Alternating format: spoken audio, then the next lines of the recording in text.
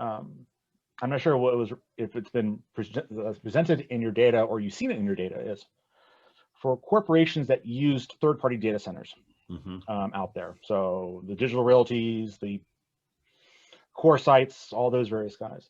Not everyone had easy access to your data center. You might have had X number of square footage, but because of COVID restrictions, you didn't have, you could easily just walk up to the door, badge in, I just want to go to my cage. No, you've got to go check in because they've got limited capacity.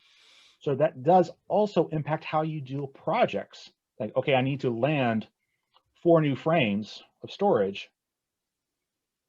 Okay, we need to figure out how are we going to do that, because the data center only allows 10 people. It may be a 200,000 square foot facility, maybe small, maybe big, what have you, but we only allow 10 people in, and 3 of them are security guards.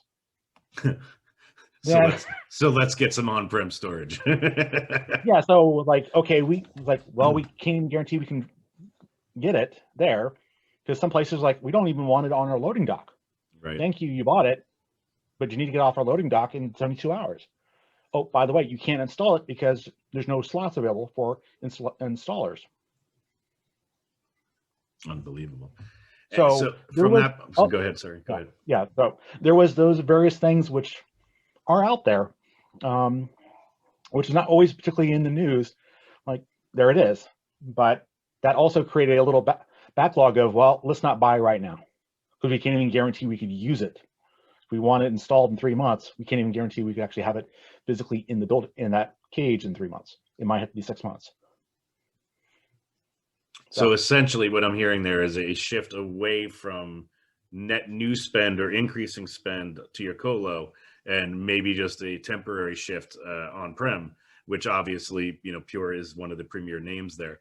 So from that perspective, do you think this increase that we're seeing might be short-term in nature, or do you think it's sustainable? I think it's sustainable. Okay. Because at the end of the day, everyone is trying to log as much data as possible to support their operations. So again, for analytics, APM, yep, and for security purposes. And also this is a refresh cycle happening right now, where there's now more NVMe. There's now NVMe over Ethernet fabric, or these other new technologies, where you had SSD equipment 3 years ago. Okay, your depreciation cycle is gone. Now the new technology is NVMe, much faster performance to the core of your CPU, especially on the fabric side. So we're in that window, and it's those players who are putting out new NVMe equipment are the ones who I think are going further ahead versus the ones who stayed kind of on just the SSD for the major, and just that small tier 1 level is the NVMe. So I believe that's also it's the time where that product refresh cycle is going through. I really appreciate that. And I know I've taken up your amount of time, but I'm going to have to ask, this is not an area I know well. Would you mind, just from my own education, explaining to me which of the vendors are the ones you're talking about that have this new storage technology that you think are going to be leading in the future? Are any of these on the screen here that you see today, or do we not track them?